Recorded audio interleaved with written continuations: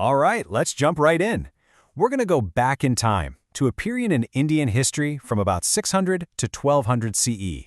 Now, this is an era that often gets overlooked, you know? It's kind of sandwiched between the classical age and the huge empires that came later. But what if I told you this wasn't some quiet intermission? What if this was the very period that forged the India we know today? For a long time, this 600-year stretch was just written off as a time of fragmentation, of decline. Some people even called it a dark age. But the evidence we're looking at today, it tells a totally different story. It suggests this wasn't an age of decay at all. Actually, it was an age of profound, and I mean profound, innovation. Because here's the thing, this era wasn't just a placeholder in history. It was the drafting room. It's where the social, the political, even the personal blueprints that would define the subcontinent for the next 1,000 years were created. So today, we're going to uncover 4 revolutionary changes from this period that are still shaping our world. Let's start with the foundation of pretty much any society, its economy.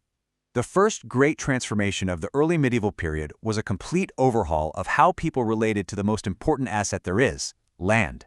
And we're not talking about a minor tweak here. This was a ground-up revolution.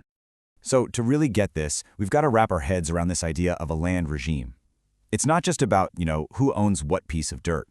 It's the whole web of rules and rights and relationships, everything from ownership and taxes to tenancy and hereditary service that dictates how land is controlled and used.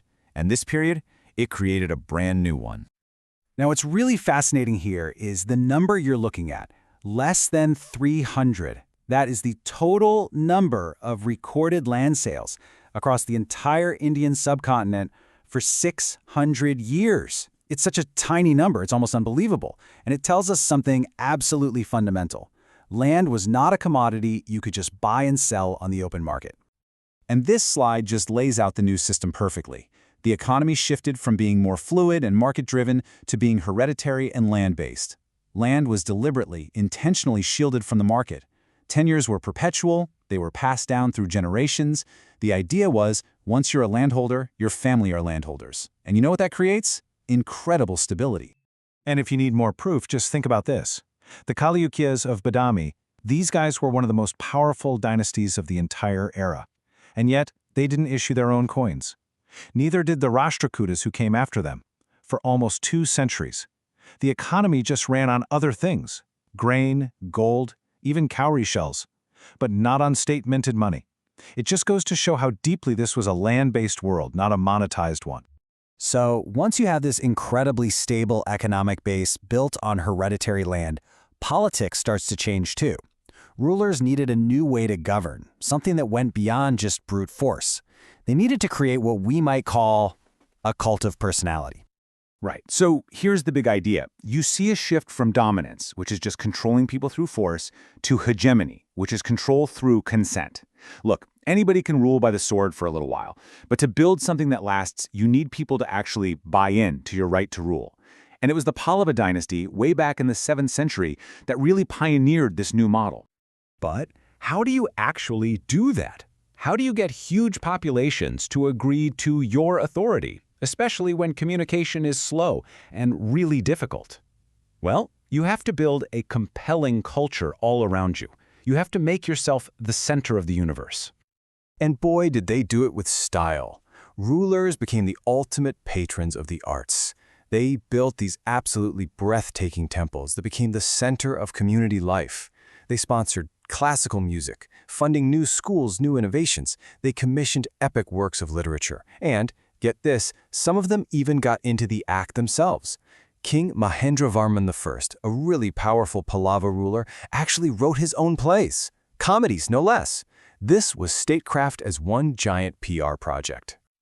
Okay, so this brings us to our third great revolution, and this one happened in the world of ideas. Just as the economy and politics were being rebuilt, so was the very way that people produced and valued knowledge. It was a complete paradigm shift.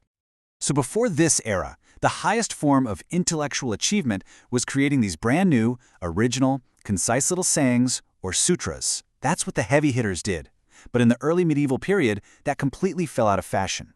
The new hot thing became writing these detailed, exhaustive commentaries on older, already established texts. And this is where it gets really, really clever. Thinkers like the great philosopher Shankara were introducing some seriously revolutionary ideas, stuff that had never been said before. But they didn't present them as new. No way. Instead, they framed them as simple explanations of ancient wisdom that was already hidden in the old texts. It was this brilliant way to innovate while wrapping yourself in the authority of tradition. Our fourth and final transformation is maybe the most personal, and honestly, it might be the one that surprises you the most. It's not about land or kings or books. It's about you. It's about how the very idea of a religious identity was born. I want you to just think about this for a second. For most of us, right? A religious or cultural identity is something we're born into. It's part of our family, our community. But what if I told you that this very idea, the idea of inheriting your religion, is a historical invention, and it was invented right here, in this period? This shows you just how radical that change really was. Before this great transformation, having a formal religious identity, calling yourself a Buddhist or a Jaina, was basically reserved for monks, nuns, ascetics. It was an identity you chose by renouncing the world. It wasn't for regular people. But during this era, that all changed. Religious identity became something you were born into, an affiliation you inherited from your family. And this is the absolute key. Before this period, worshipping a particular god was just part of daily life. It didn't make you a Shaiva or a Vaishnava, any more than eating rice made you a rice eater. Worship was something you did. It wasn't who you were. This period is when that switch flipped, creating the communities that we recognize today. So when we put it all together, the changes in land, politics, knowledge, and identity, we start to see something really remarkable emerge. This wasn't a dark age, not even close. It was the moment the foundational blueprint of Indian society for the next 1,000 years was drawn up. So let's just recap real quick. We've seen 4 massive revolutions. A land revolution that created this stable hereditary economy, a political revolution that built states on consent and cultural patronage, a knowledge revolution that made commentary the highest form of thought, and finally, an identity revolution that turned religion into an inherited social marker for absolutely everyone, not just a few ascetics. See, these 4 shifts, they didn't just disappear. They became the bedrock of society. They created patterns of land ownership, political culture, intellectual debate, and community identity that have lasted for centuries. And so the real question for us to think about is this. If this blueprint was drawn over 1,000 years ago, how do its lines, the ones we can see and the ones we can't, still guide and maybe even constrain our world today?